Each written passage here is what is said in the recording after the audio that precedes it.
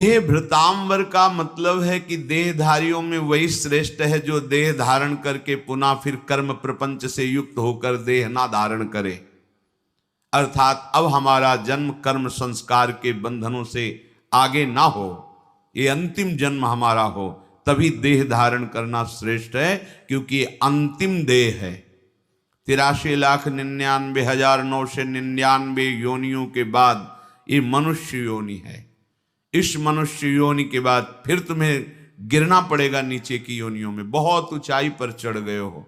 अब यहां से हमें मुक्त होने का अवसर है साधन धाम मोक्ष कर द्वारा। तो श्री भगवान कह रहे हैं मैं ही ब्रह्म हूं। पहले तो अलग अलग वर्णन किया, मैं ही ब्रह्म हूं, मैं ही अध्यात्म हूं, मैं ही कर्म हूं, मैं ही अधिभूत हूं, मैं ही अधिदैव हूं, मैं ही अधियज्ञ हूं। कहने मात्र के लिए ये शब्द हैं, केवल मैं ही मैं हूं। बस इतना जहां समझ लिया, सब प्रभु हैं। आपके संचित जितने कर्म सब भस्म हो जाएंगे, इसका प्रभाव है। जे ही आप ये जान गए कि सब कुछ ये अंदर की बात, बुद्धि से नहीं, वाणी से केवल नहीं, अनुभव, वासुदेवाश्वरमिति, सब कर्म संस्कार भस्म हो गए। अब उसके अंतिम निर्णय में कोई संशय नहीं रहा, क्योंकि मदभावा, वो भगवत भाव को प्राप्त हो गया। सब जगह प्रभु है। इसलिए आगे भगवान कह रहे अंत काले च मामेव स्मरन् मुक्त्वा कलेवरम यह प्रयाति मद्भावम यात्रि नास्त्यत्र संशयः। हे अर्जुन, जो मनुष्य अंत काल में मेरा स्मरण कर लेता है, वो शरीर छोड़कर सीधे मेरे को प्राप्त होता है। वो मेरा स्वरूप हो जाता है, मेरे को प्राप्त कर लेता है। याति नास्त्यत्र संशयः, इसमें बिल्कुल संशय मत करना। ओ भगवान कृपा करके बता रहे, संशय मत करना, क्योंकि जीव का स्वभाव है ना संशय कर लेना। इसलिए भगवान इस श्लोक में कह रहे मदभावम याति नास्त्यत्र संशया, तुम्हें अन्य अब कोई संशय मिलाने की जरूरत नहीं है। अंत काल में मेरा स्मरण करते हुए जो शरीर छोड़ता है, इसका तात्पर्य हुआ कि जीवन तुम्हें भगवान की प्राप्ति के लिए मिला है। अब तुमने बाल्यावस्था खेल कूद में व्यतीत कर दी, और जवानी में एक भूत चढ़ता है भोगों का, जौवन ज्वर के नहीं बलकावा। ये जवानी का बुखार बड़े बड़ों को चढ़ जाता है। बड़े बड़ों का तात्पर्य है बड़े अच्छे साधकों को भी ये बुखार परमार्थ से भ्रष्ट कर देता है। जवानी चली गई, प्रमाद स्थिति में कुछ भी परमार्थ किया नहीं। अब उसे सत्संग के द्वारा पता चला कि अरे इस जीवन को तो मैंने नष्ट कर दिया, और इस जीवन का उद्देश्य है भजन करके भगवत प्राप्ति करना।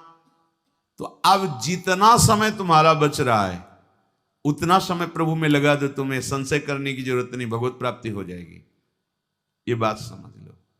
ये बहुत छूट दे रहे हैं भगवान।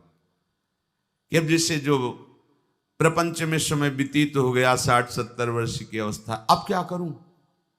अभी चांस है, अभी भगवत प्राप्ति हो सकती है। अभी आप संकल्प करो, दृढ़ निश्चय करोगे, अब नहीं, अब नहीं, अब केवल भगवत प्राप्ति। अब बस एक ही सौदा होगा, प्रभु से मिलना। अब अपनी श्वासों का सौदा भोगों के चिंतन में नहीं देंगे। बस अपने को असमर्थ समझकर मेरा आश्रय लेकर जीव ही मेरे भजन में लगेगा, तो चाहे जितने मिनट हो उतने में भगवत प्राप्ति हो जाएगी। बहुत बड़ी छूट है, ये भगवान की तरफ से बहुत बड़ी छूट है। मामेव स्मरण, यदि ये बहुत अंतर की बात है, कोई आपके आसपास जीव मर रहा हो या कोई शरीर छोड़ रहा हो, मनुष्य शरीर, बिल्कुल आपके परिचय का नहीं, बिल्कुल आपको किसी भी तरह से वहां नहीं जाना चाहिए, ऐसा भी हो तो भी जाए, और वहां कोई सुने ना सुने उसके कान में पहुंच जाए, इतनी दूर से भी आवाज दे दो, राधा राधा राधा राधा, बस चले आओ। यदि वो मरणासन में पड़ा है, भले 50 घंटे बाद मरे, क्योंकि अब वो कुछ कर नहीं सकता, उससे अब कोई पाप कर्म होने वाले नहीं, और उसके कान में पहुंच, जो कहने का है वही सुनने का है, बराबर फल मिलता है। इसीलिए भगवत चर्चा जो करते हैं, जो गति उनकी होती है वही भगवत चर्चा सुनने वालों की होती है। कथन श्रवण का एक ही फल है, कोई अंतराय नहीं।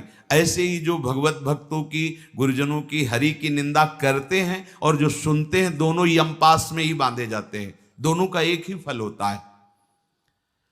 सुनने, अगर वो सुन रहा है और आपके मुख से राधा नाम पहुंच गया, इससे जो आपको लाभ मिलेगा, त्रिभुवन में कोई भी दान पुण्य इसके बराबर नहीं, क्योंकि उसका अंतिम सुधार दिया आपने, तो तुम्हारा अंतिम सुधर जाएगा। कोई भी कुत्ता है, कोई भी जीव मर रहा है, श्रवणेंद्री तो है ही ना सबके पास, वो समझ नहीं रहा, पर राधा, और शरीर छोड़ेगा तो भगवान को प्राप्त होगा, प्रभु को प्राप्त होगा। ये सबकी समझ में आएगी नहीं बात, जीवन उसका सार्थक हो जाएगा, चाहे पशु हो, पक्षी हो, कोई हो। अंतिम, अगर कहीं आपको ऐसा अवसर मिले तो ऐसा करना।